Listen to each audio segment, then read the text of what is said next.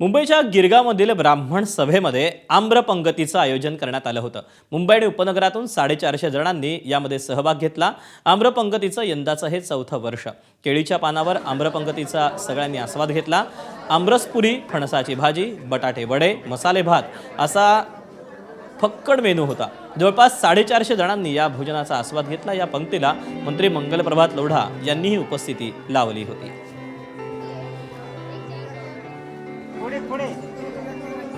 आपण आहोत गिरगावच्या ब्राह्मण सभेमध्ये। आम्रपंगत सुरू आहे, वर्ष चौथं आपण जसं बघितलं असेल।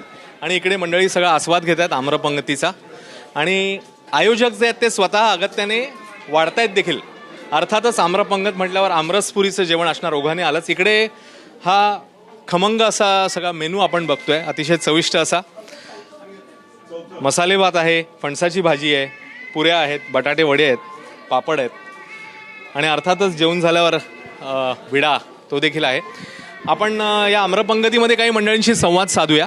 आम्रपंगत सुरू झाल्यापासनं मी दरवर्षी येते, हे पण माझं चौथं वर्ष आहे। आणि रोज आम्ही खरं सांगायचं ना, रोज हे सगळं आम्ही घरी करतो आणि सगळ्यांना वाढतो। आज असं आयतं आम्हाला खायला मिळतंय, वा वा क्या बात। जे आयतं जेवायला मिळतंय, केळीचं पान आहे, सुगराज जेवण आहे आणि आम्ही पूर्ण फॅमिली दरवर्षी येऊन हे आम्ही एन्जॉय करतो। Camera person Prashant Ashwin Bapat, ABP माझा, मुंबई। दरम्यान या आम्रपंक्तीतल्या भोजनाचा आस्वाद घेतल्यानंतर मंत्री मंगलप्रभात लोढा आणि याच्या आयोजक अनघा बेडेकर यांनी काय प्रतिक्रिया दिली ती आपण पाहूया।